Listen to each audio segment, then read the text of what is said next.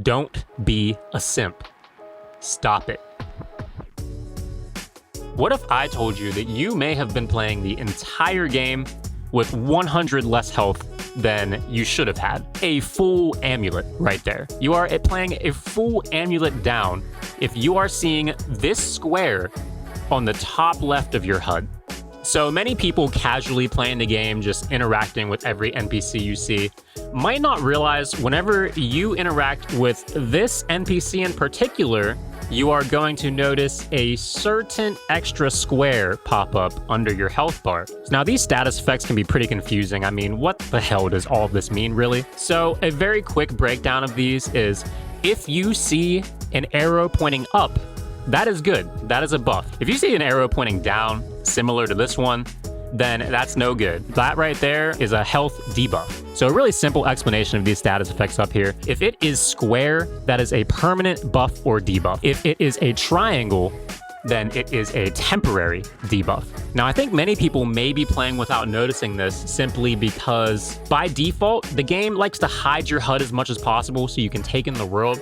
Personally, if you like this option, if you ever do want to see your debuffs and buffs, you can just hold down the triangle button. That's going to pull up your quick slot menu, and whenever you pull this up, you can look at the top left of the screen and see all of the status effects that are on your character. Me, personally, I like having visual access to my items at all times, so I like to play kind of similar to the old Dark Souls games where your HUD is constantly visible. I'm constantly switching through items. I like seeing if I have buffs or debuffs active. This may not be for everybody, but I'd recommend giving it a shot if you feel like you could use some more visual information. In order to get rid of this debuff, you're going to have to go into your inventory and use an item that she gives you upon hugging you called Baldicon's Blessing.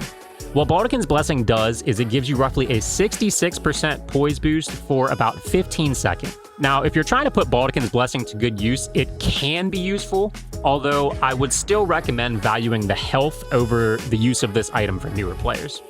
Going from 60 to 91 poise, I didn't really notice too much of a difference, but whenever I popped Baldic's Blessing and went from 80 the whole way up to 121 poise, it was a drastic difference. I went from only being able to absorb about 1 or 2 light hits to soaking in a full 3 hits without my character even budging. I would recommend only popping it right before a difficult boss. Honestly, it would probably only be good on bosses of smaller stature. A giant boss or a boss with heavy hitting slow attacks is still going to knock you around whether you have this blessing or not. Since this poise boost is based on a percentage, it can be really valuable to stack with other poise boosting things such as amulets. An amulet in particular that I'd recommend for newer players is the Bullgoat Talisman. Now, if you want to find this on your own, feel free to skip this section, but this talisman gives you a significant poise boost. This poise boost can help you loads through the early game as a beginning player. Now, to get this talisman, you're going to want to start at Lene's Rise over here. Whenever you're at Lene's Rise, you just want to follow the road the whole way down until you reach a place called Dragon Barrow Cave. Now, it should be pretty easy to identify because there will be a big cuddly bear outside of it. Now, I know Caelid can be a really scary place to adventure around as a new player, but for this talisman in particular, you don't have to worry about actually fighting anything. Once you're in the cave, you're going to find a bear that is likely way too strong for you. But no worries, you can just crouch in the bushes and sneak entirely past him. So to sneak past him successfully, once he gets to this point here, you're just going to want to wait right here to be able to successfully fail at sneaking around him and run past him anyways. No worries, once you get to the point where the amulet's at, the big guy won't follow you anymore.